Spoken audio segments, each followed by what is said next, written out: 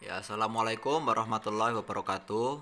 Senang sekali pada kesempatan kali ini kita bisa melanjutkan pembelajaran, walaupun karena situasi dan kondisi kita masih belum bisa bertatap muka secara langsung.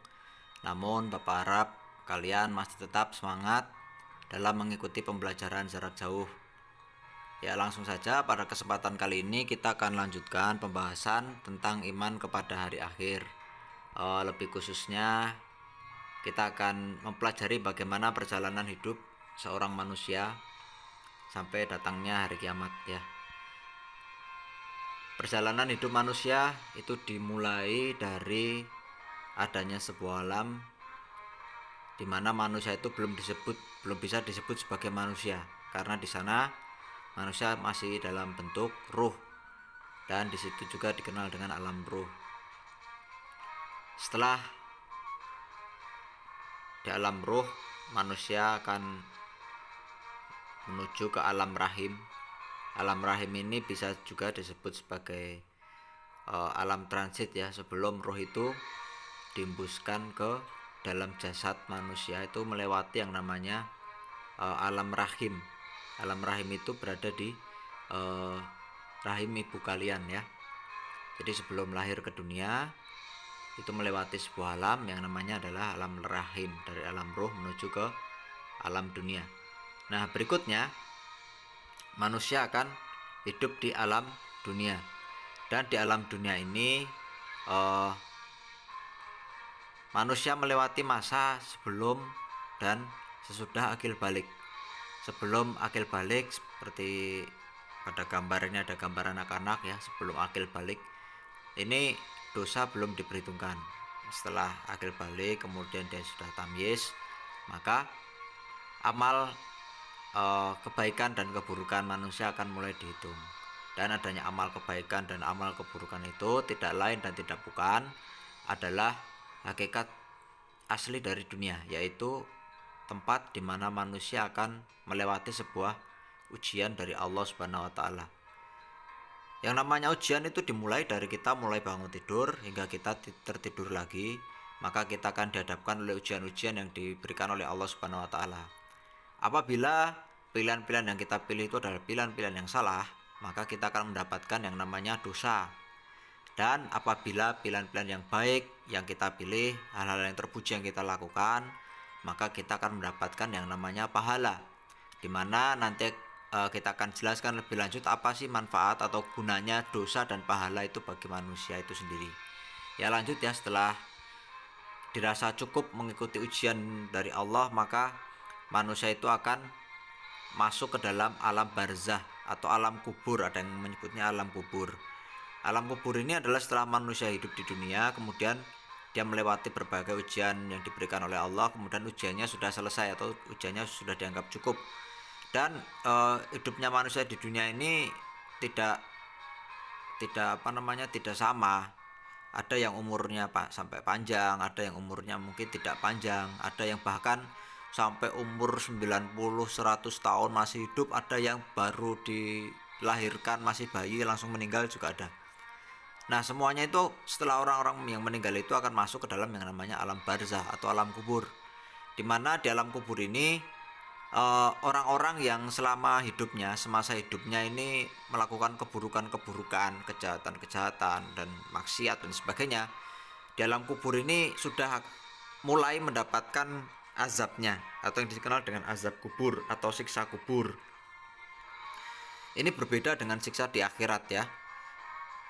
Di alam kubur ini ada siksanya sendiri, nanti di akhirat juga akan ada siksaannya sendiri. Lalu bagaimana dengan orang yang selalu berbuat kebaikan, amal selalu rajin membaca Al-Quran, ibadahnya bagus dan sebagainya? Ini dalam kubur hanya seperti orang yang sedang tidur. Namanya orang tidur itu nggak kerasa. Kita tidur jam 9 malam, bangun-bangun tahu-tahu sudah jam 5 pagi atau jam 6 pagi. Kadang kita tidur 7 jam, itu nggak kerasa sama sekali. Begitu tidur tahu-tahu sudah. Nah, itu sama halnya dengan orang yang meninggal. Walaupun ini nunggu sekitar ratusan tahun, bahkan sampai 1000 tahun lebih, sampai datangnya nanti akan datang hari kiamat. Orang-orang yang selalu berbuat kebaikan di alam dunia ini, di alam barzahnya ini, di alam kuburnya ini tidak mendapatkan siksa kubur. Lalu dia hanya seperti orang yang tertidur saja, nggak kerasa, tahu-tahu ketika hari kiamat datang maka dia akan dibangkitkan. Nah, setelah pada alam barzah ini atau alam kubur ini, artinya yang orang-orang yang ada di alam ruh itu sudah habis semua, sudah dilahirkan ke dunia semua. Kemudian datanglah hari kiamat, ya. Hari kiamat sendiri yang kita pelajari saat ini yaitu hancurnya seluruh alam semesta beserta isinya, dan kehidupan seluruh di bumi ini akan binasa. Itulah adalah pengertian dari hari kiamat. Dan apakah hari kiamat itu merupakan akhir dari perjalanan hidup seorang manusia?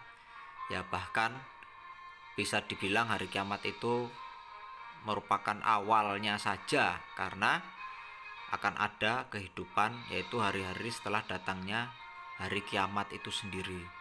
Dan yang perlu kita pikirkan di dunia ini adalah bagaimana kita menghadapi hari-hari setelah hari kiamat, ya. Berikutnya ini adalah hari-hari setelah hari kiamat. Ya, tadi ada yang kelupaan ya. Hari kiamat itu ditandai dengan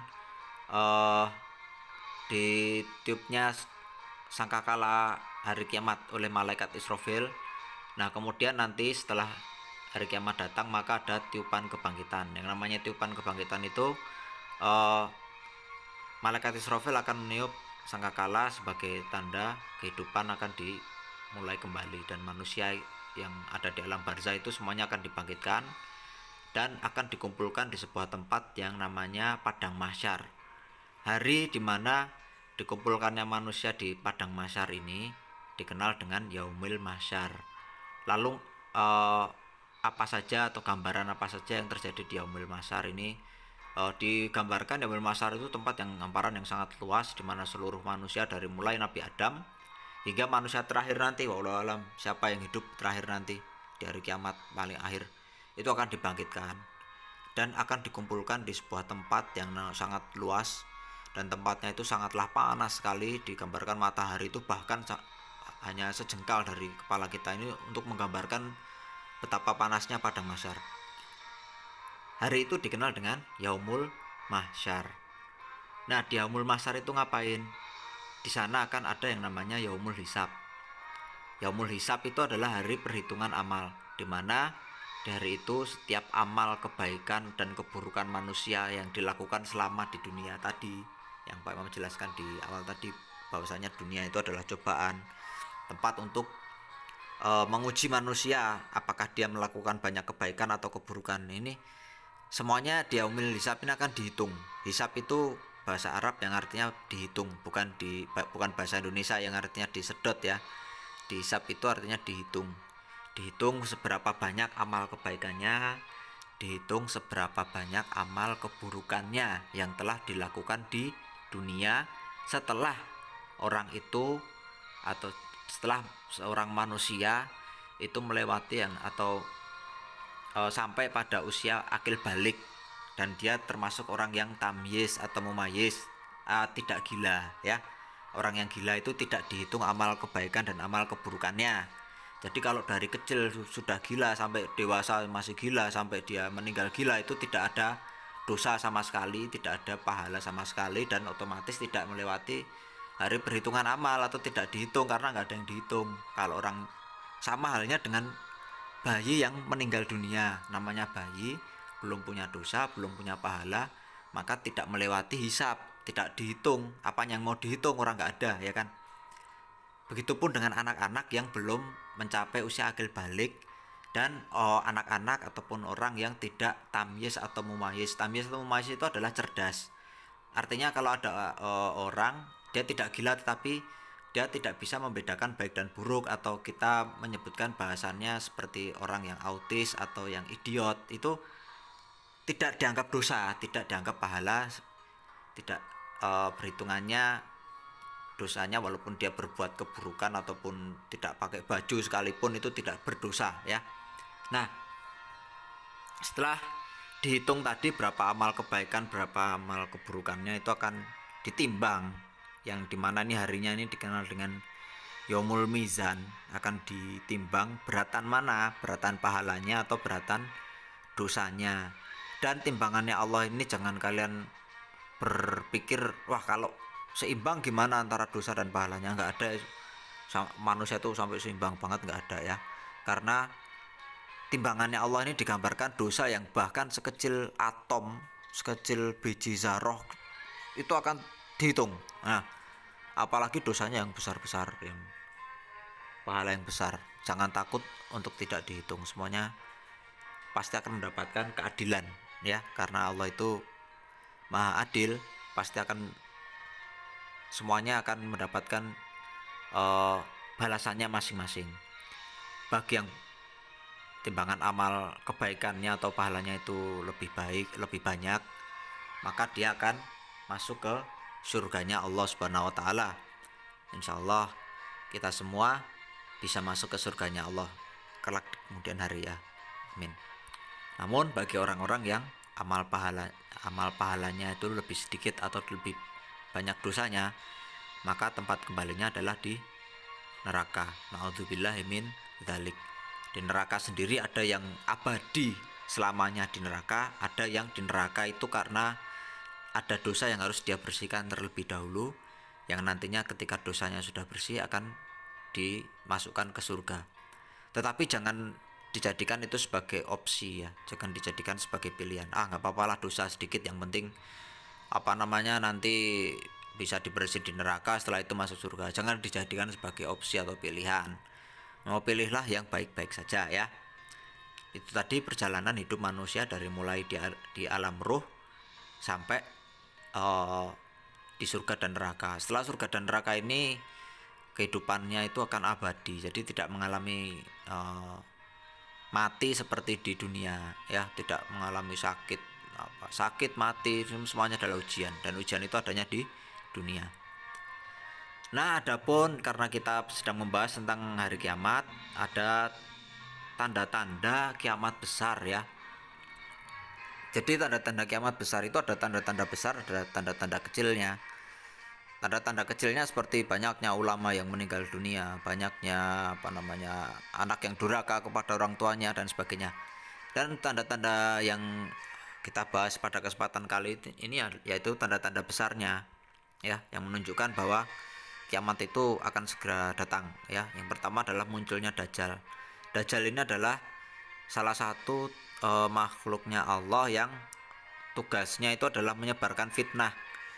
Dan bahkan Nabi Muhammad itu menjelaskan dari mulai diciptakannya Nabi Adam sampai kiamat itu tidak ada makhluk yang fitnahnya itu lebih besar daripada fitnahnya Dajjal. Maka dari itu kita disuruh berdoa setelah tasyahud akhir itu ya, supaya dijauhkan dari azab kubur dan dijauhkan dari fitnah Dajjal. Nah, kemudian munculnya Imam Mahdi. Siapakah Imam Mahdi? Ya, Imam Mahdi itu adalah pimpinan umat muslim yang akan membimbing manusia itu pada saat Dajjal muncul ini. Dan juga turunnya Nabi Isa alaihissalam, dan digambarkan Nabi Isa alaihissalam ini yang nantinya akan membunuh Dajjal ya. Jadi antara Dajjal, Imam Mahdi, Nabi Isa ini muncul beriringan sebagai tanda akan datangnya kiamat besar. Kemudian ada munculnya Ya'juj dan Ma'juj ya. Ya'juj dan Ma'juj ini adalah makhluk yang sangat merusak ya, sangat merusak sebagai tanda kiamat besar. Matahari terbit dari arah barat dan munculnya binatang melata ya. Di antara kedua tanda-tanda ini mana yang duluan tidak tahu ya nantinya. Yang jelas setelah matahari dijelaskan oleh Rasulullah dalam hadisnya itu, setelah matahari itu terbit dari arah barat, maka tanda-tanda besar semuanya itu akan langsung keluar gitu, terus menerus sampai akhirnya ditiupkan sangkakala bahwa kiamat itu akan mulai. Dan tanda-tanda besar ini sebenarnya bukan ini aja ya, masih ada banyak lagi, cuman kita pelajari sebatas ini saja dulu ya, sebagai pembelajaran kita untuk mempertebal rasa keimanan kita akan datangnya hari kiamat. Dan hikmahnya tentu saja dengan adanya hari kiamat ini kita bisa mempersiapkan diri kita sebaik mungkin untuk menghadapi hari kiamat, supaya yaumil hisab nanti, yaumil mizan nanti bisa lebih berat timbangan amal kebaikan kita. Caranya dari setiap hari kita bisa, kalau sebelum kita tidur kita hisab dulu diri kita. Dari tadi pagi bangun tidur sampai kita mau tidur itu kira-kira banyakan dosanya apa banyakan pahalanya yang kita lakukan.